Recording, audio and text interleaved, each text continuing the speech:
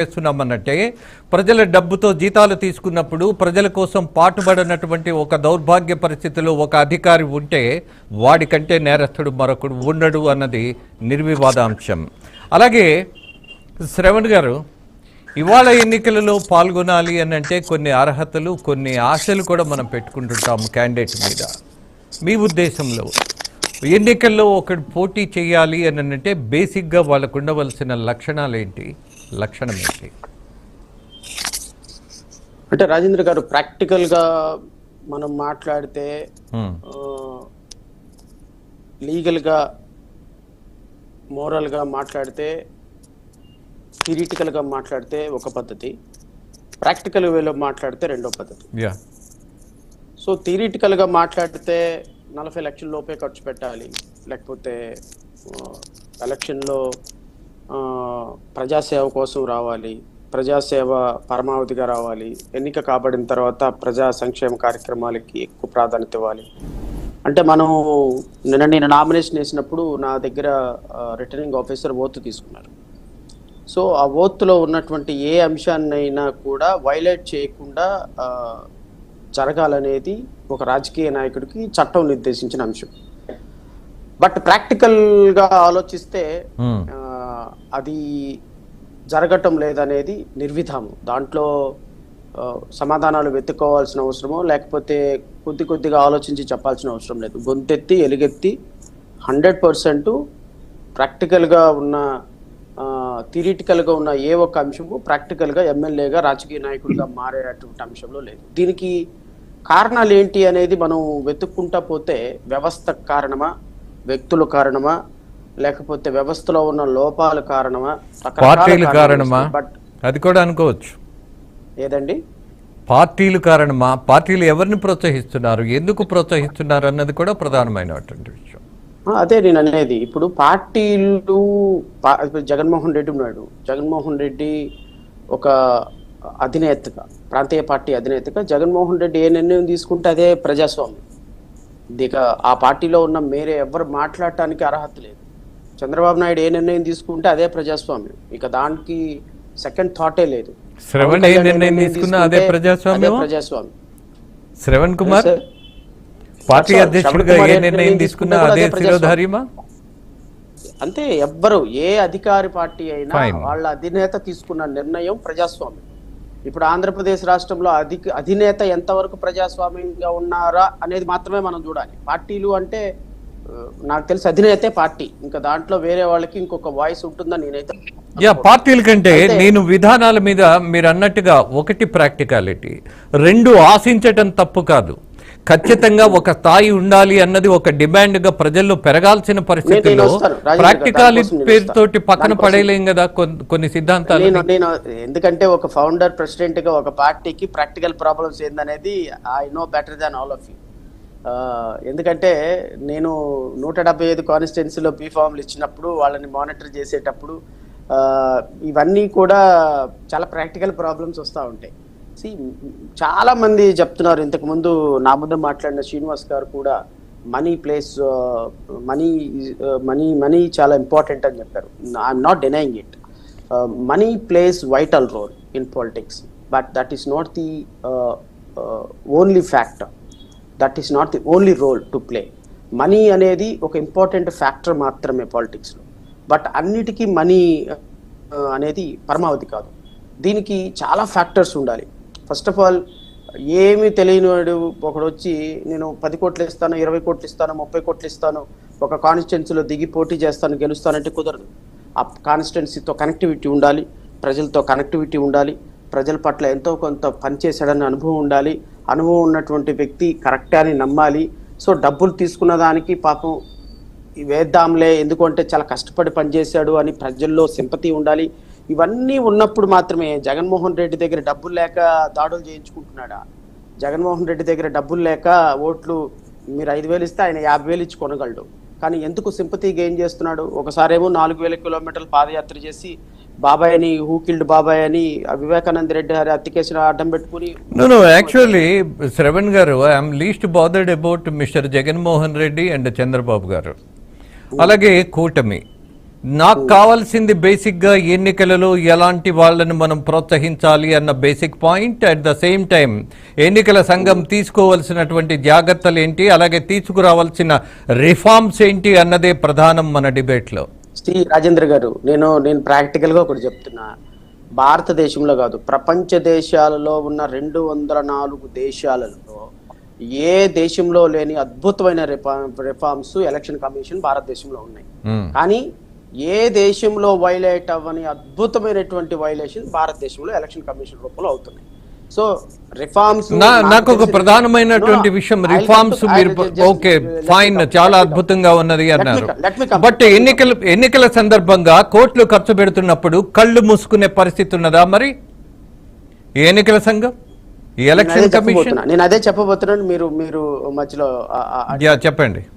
Election commission కున్న ఆంధ్రప్రదేశ్ లో ఒక్క 1% కూడా కొత్త చట్టం అవసరం లేదు, కొత్త బైలో అవసరం లేదు, కొత్త మోడల్ కోడ్ ఆఫ్ కాండక్ట్ అవసరం లేదు. Everything was return. ఇలాంటి పరిస్థితుల్లో కూడా వైలేట్ అవుతున్నాయి అంటే మన సిస్టంలో కేవలం పుస్తకాల వరకు మాత్రమే పరిమితమైనటువంటి చట్టాలని అమలు పరిచేటువంటి వ్యక్తులు అదే ప్రభుత్వంలో అధికారులుగా ఉన్న కారణంగా ఇప్పుడు ఆంధ్రప్రదేశ్ రాష్ట్రంలో ఎన్నికలు జరుగుతున్నాయి. సిఎస్ని ఎవరు అపాయింట్ చేశారు? జగన్మోహన్ రెడ్డి అపాయింట్ చేశాడు. పొద్దున మధ్యాహ్నం సాయంత్రం సిఎస్ కూర్చొని కాఫీ తాగి టీ తాగి ఆయనతో భోజనం చేసినటువంటి సిఎస్ లేకపోతే డీజీపీ జగన్మోహన్ రెడ్డికి ఫేవర్గా ఉంటారా, చంద్రబాబు నాయుడికి ఫేవర్గా ఉంటారా? ఫర్ ఎగ్జాంపుల్ 2019లో విపి వెంకటేశ్వరరావు ఇంటెలిజెన్స్ ఉన్నారు. ఆయన చంద్రబాబు నాయుడికి ఫేవర్గా ఉంటారా, జగన్మోహన్ రెడ్డికి ఫేవర్గా ఉంటారా? దుర్మార్గం ఏంటి అంటే అధికారులుగా ఉండవలసిన ఎలక్షన్ కమిషన్లో కొత్త అధికారులు ఎవరు ఉండరు. ఎలక్షన్ కమిషన్కి ఒక మెకానిజం ఉండదు రాజేంద్ర గారు. ఎలక్షన్ కమిషన్ కి సపరేట్ అధికారులు ఉండరు, ఎలక్షన్ కమిషన్ కి సపరేట్ మెకానిజం ఉండదు. ఎలక్షన్ కమిషనర్ కి అటెండర్ ఇవ్వాల్సింది కూడా రాష్ట్ర ప్రభుత్వాలే. ఎలక్షన్ కమిషనర్ కి టీ ఇచ్చేటువంటి ఒక అటెండర్ ఇవ్వాలి. ఈ రోజు ఆంధ్రప్రదేశ్ రాష్ట్రంలో 100 కోట్ల రూపాయలు ఖర్చు పెడుతున్నారంటే పట్టుకోవాల్సింది ఎవరు? ఐఏఎస్ ఆఫీసర్లు, పోలీస్ ఆఫీసర్లే. పట్టుకోవాల్సిన అధికారులు, ఇంప్లిమెంట్ చేయాల్సింది పోలీస్ ఆఫీసర్లే. వాళ్ళు నిన్న మొన్నటి దాకా జగన్మోహన్ రెడ్డి దగ్గర, చంద్రబాబు నాయుడు దగ్గర కూర్చొని కాఫీలు తాగి టీలు తాగి బొకేలు ఇచ్చినటువంటి వాళ్ళు how you are expected transparency in working? ఒక మంచి విషయానికి వచ్చారు.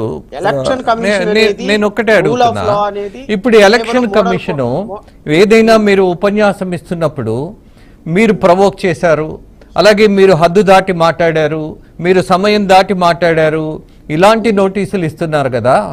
అలాగే కొంత నిఘా విభాగాలని సొంతగా ప్రోత్సహిస్తే ఏదో ఒక ఇంప్రూవ్మెంట్ అనేది తీసుకురాగలిగితే, కళ్ళు మూసుకొని ఉన్నట్టుగా కాకుండా కళ్ళు తెరిచి సత్యాన్ని గ్రహిస్తున్నటువంటి పరిస్థితిని వాళ్ళు ఎందుకు మిస్ అవ్వాలి ఎన్నికల సంఘం వాళ్ళు? మీరు చెప్పండి, వాళ్ళకి తెలీదా? నేను రాజేంద్ర గారిది ఇది చాలా చాలా పెద్ద చర్చ అంశం. ఇది ఒక 10 నిమిషాల్లో 5 మినిట్స్లో ఆన్సర్ చెప్పగలిగిన అంశం కాదు. ఎలక్షన్ కమిషన్ అనేది ఈ దేశంలో ఒక ఎన్ని రిఫార్మ్స్ తీసుకువచ్చినా 1% చేంజ్ కూడా తీసుకురాలేదు. ఎందుకు తీసుకురాలేదు అంటే ఒక చట్టాన్ని అతిక్రమించడానికి 100 దారులు తెలుసు పొలిటీషియన్స్కి, 100 దారులు తెలుసు. ఈ 100 దారుల్లో నువ్వు ఒక్క దారి మూసేసినా 99 దారులు ఉంటాయి. 99 దారులు మూసేసినా ఇంకో 999 దారులు వెతకగలిగిన కెపాసిటీ రాజకీయ పార్టీలకు ఉంటుంది. ఎందుకు అంటే అన్లెస్ అండ్ అంటిల్ సిస్టంలో చేంజ్ రావటం కాదు, ప్రజల్లో మార్పు రానంత వరకు. గులకరాయితో కొట్టాడని జగన్మోహన్ రెడ్డి సీఎం, 53 రోజులు చంద్రబాబు నాయుడు లోపల పెట్టారని ఆయన సీఎం, 3000 కిలోమీటర్లు పాదయాత్ర చేశాడని నారా లోకేష్ సీఎం, 4000 కిలోమీటర్లు పాదయాత్ర చేశాడని Jaganmohan Reddy CM, YS Avinash Reddy case గురించి మాట్లాడుతుంది కాబట్టి షర్మిల సీఎం. మీరు రాజధానుల అంశం ఎక్కడైనా ఆంధ్రప్రదేశ్ రాష్ట్రంలో రాజకీయ రేపొద్దున అమరావతి రాజధానుల అంశం ఎక్కడైనా పాయింట్ ఫర్ కన్సిడరేషన్ ఉందా రాజేంద్ర గారు? దళిత బిడ్డలను కొట్టి చంపింది ఎక్కడైనా పాయింట్ ఫర్ కన్సిడరేషన్ ఉందా? ఈ రాష్ట్రంలో దళిత పథకాలు రద్దు చేసిన జగన్మోహన్ రెడ్డిది ఏదైనా పాయింట్ ఫర్ కన్సిడరేషన్ ఉందా? ఈ రాష్ట్రంలో ఎమోషనల్ కనెక్టివిటీ ఉన్న అంశాలు తప్ప ఒక్కటైనా సరే విద్య, జగన్మోహన్ రెడ్డి సమయంలో విద్యా వ్యవస్థ ఎలా ఉంది, వైద్య వ్యవస్థ ఎలా ఉంది, ఎస్సీ ఎస్టీల అప్లిఫ్ట్మెంట్ ఎలా ఉంది, రాష్ట్రంలో లా అండ్ ఆర్డర్ పరిస్థితి ఎలా ఉంది?